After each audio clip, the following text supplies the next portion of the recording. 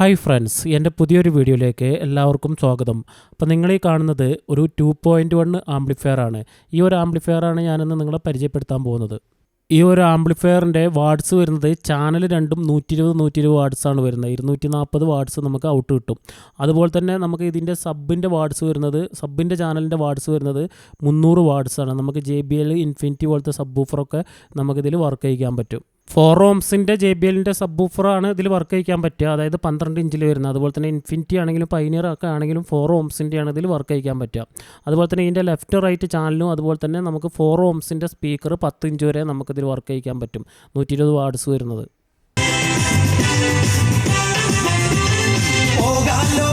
അതുപോലെ തന്നെ ഈ ഒരു ആംപ്ലിഫയറിന് നോയ്സ് ഇല്ല. അതിപ്പോൾ ഞാൻ ആംപ്ലിഫയർ പൗസാക്കിയിട്ട് ഫുൾ മാസ്റ്റർ വോളിയം കൂട്ടി വെച്ചു. അതുപോലെ തന്നെ സബ് ബൂഫറിൻ്റെ വോളിയം ഫുള്ളായിട്ട് വെച്ചു. ഇപ്പോൾ ഒരു നോയ്സ് പോലും ആംപ്ലിഫയറിന് ഇല്ല. അതായത് സബിൻ്റെ സ്പീക്കറിൽ ഒരു നോയ്സും ഇല്ല. അതുപോലെ തന്നെ മെയിൻ ലെഫ്റ്റ് റൈറ്റ് സ്പീക്കറിനും നോയ്സ് ഇല്ല. നോയ്സ് ഉണ്ടെങ്കിൽ ഇതുപോലെ പൗസാക്കി വെച്ചിട്ട് ഫുൾ വോളിയം വെച്ചാൽ നോയ്സ് ഉണ്ടെങ്കിൽ അത് അറിയാൻ പറ്റും.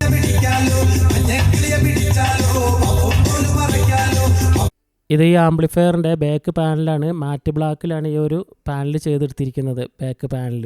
അതുപോലെ തന്നെ ഇതൊരു ഞാൻ അസംബിൾ ചെയ്ത ഒരു ആംപ്ലിഫയറാണ്. കമ്പനി ആംപ്ലിഫയർ ആയിട്ട് ഇത് കമ്പയർ ചെയ്യാൻ നിൽക്കരുത്. അതുപോലെ തന്നെ ഇതിൻ്റെ ക്വാളിറ്റി ഉള്ള ഒരു വർക്കിംഗ് കിട്ടണമെങ്കിൽ നമ്മൾ സബിന് കൊടുക്കുന്ന വയറൊക്കെ നല്ല ക്വാളിറ്റിയുള്ള നല്ല കേജുള്ള വയർ തന്നെ ഇട്ട് കൊടുക്കണം. അതുപോലെ തന്നെ സ്പീക്കറിന് കൊടുക്കുന്ന വയറൊക്കെ സ്പീക്കറിൻ്റേതായ വയർ തന്നെ വിഗാർഡിൻ്റെയൊക്കെ വാങ്ങാൻ കിട്ടും. അതൊക്കെ വാങ്ങിയിട്ട് ഇട്ട് കൊടുത്താലേ അത്യാവശ്യം നല്ല വർക്കിംഗ് കിട്ടുള്ളൂ. ഈ ഒരു ആംപ്ലിഫയറിൽ നമുക്ക് ബ്ലൂടൂത്ത് ഉണ്ട്. അതുപോലെ തന്നെ നമുക്ക് പെൻ ഡ്രൈവ് കണക്ട് ചെയ്തിട്ടും നമുക്ക് പാട്ട് കേൾക്കാൻ പറ്റും. പിന്നെ ഇതിൻ്റെ ഫ്രണ്ടിൽ വരുന്നത് ഒരു മാസ്റ്റർ വോളിയം, അതുപോലെ തന്നെ സബ് ബൂഫറിൻ്റെ വോളിയം, പിന്നെ bass, treble, mid, balance adjust ചെയ്യാനുള്ള കൺട്രോളും, അതുപോലെ തന്നെ ഒരു പവർ സ്വിച്ചിൻ്റെ ബട്ടണും, പിന്നെ വരുന്നത് നമുക്ക് ഇൻപുട്ട് സെലക്ട് ചെയ്യാനുള്ളൊരു സ്വിച്ചുമാണ് വരുന്നത്.